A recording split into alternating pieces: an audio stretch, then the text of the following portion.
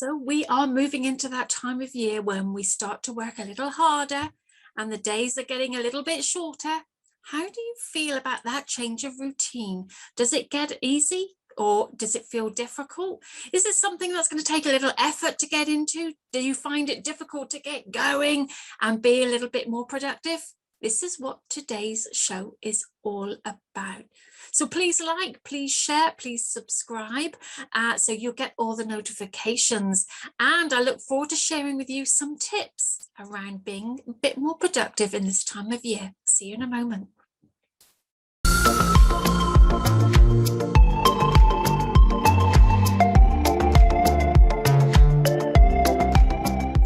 So it's that time of year again. The kids have gone back to school. Might be finding you're getting yourself up earlier in the mornings. The mornings are getting darker. The evenings are drawing in. It's coming towards the end of the summer. Finding a new routine from the summertime as we move into September and into the autumn can be a bit daunting, can be a little bit difficult. We might want to hold on to the relaxation that we've experienced during the summer. Maybe it just feels a little bit difficult to get going. Maybe in the autumn you want to start snuggling up, not wanting to go out so much, or maybe you're wanting to do more so you can enjoy the sun while it's still here in the evenings. Whatever it is, we're going to talk about some tips.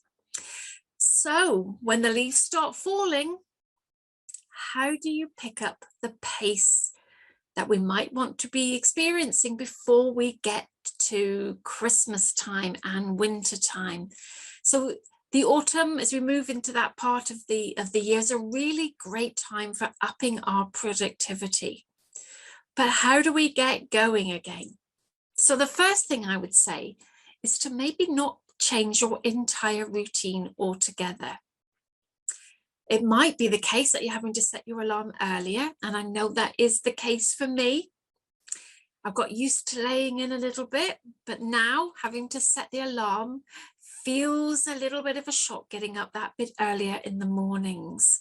So what can I do to help support myself in those changes? Well, we can support ourselves with our language and understanding how our language is supporting us. We can also do things that are more practical wise. So if getting up early in the morning is difficult, maybe that means going to bed a little bit earlier.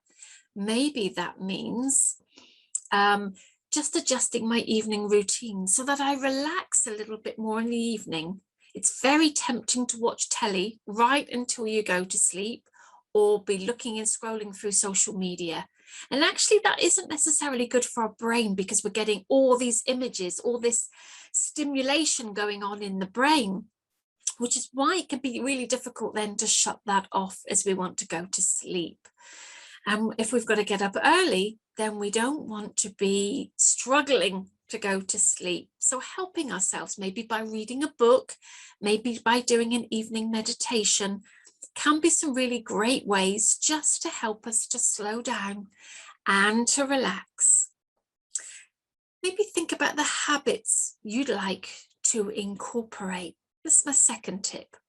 So what habits would you like to have?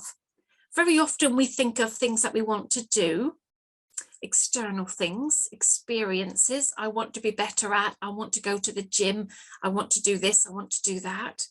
But what about habits of ways to be? That's a really interesting one that a lot of people don't think about so much. How do you want to be? How do you want to respond to life around you? How do you want to react to work situations? How do you want to react to getting up earlier in the morning? Do you set an intention that first thing in the morning, you're going to feel grateful for things? You're going to look for things to appreciate? Or do you set an intention, even if it's subconsciously, to think, oh, it's really early, I don't want to be getting up, I hate this time of year, it's really dark, and already you're setting yourself up for a not such a good experience, because as soon as you wake up, you're programming yourself to look for the things you don't want. So we start grumbling, we start feeling irritated, we start feeling unhappy. But if we can switch our language to being more grateful, maybe if it's just grateful for the comfortable bed you sleep in, maybe it's just grateful for having an alarm clock that works, or if it's me, having a doggy cuddle in the morning, because my dog, when we're awake, likes to jump up and then have an early morning cuddle when he likes his tummy tickled, more to be the point. And that's always a lovely way to start the day. So how can you feel grateful for something that's going on in your routine? Maybe it's because somebody makes you a cup of tea first thing. Maybe it's the fact that you can get out before there's lots of people around and walk the dog and experience some beautiful peace. Another tip, think about ways you can support yourself with your food. The food we eat really does help us to feel better. I'm not a nutritionalist, but I know that when I eat good food, maybe I make myself some smoothies with lots of veg in it, maybe I drink lots of water, I can feel better. I can feel more full of vitality and energy. And combine that with the really good feeling thoughts, they help me to establish gently and softly a new routine as we move from one season into another. So think about how you can support yourself. What changes would you like to make? What plans do you want to put into place? And what bits feel good in your plans at the moment, and which bits don't feel good? Which bits would you like to change? And then how can you support yourself with your language, using your mental imagery, and even just putting some things into place, practical wise, to support you during your day. So I'd like to know what you think. What changes this time of the year start making for you? Maybe it's not just the early mornings, maybe there are other things too. Why don't you leave that in the comments below? It would be great to know where you are and what changes you'd like to make. If you want to find out more about your conscious use of language and of mental imagery, you can do so by looking at my website, which is whyfollowtheherd.com. And if you want to check out any more of my other videos, there are loads of videos on a variety of topics, from relaxing, from creating the world the way you want it, but also to understanding how your language, your mental imagery, and even self-mastery is one of the greatest things you can give yourself. So thank you for sharing your time with me today. It's been lovely spending some time with you.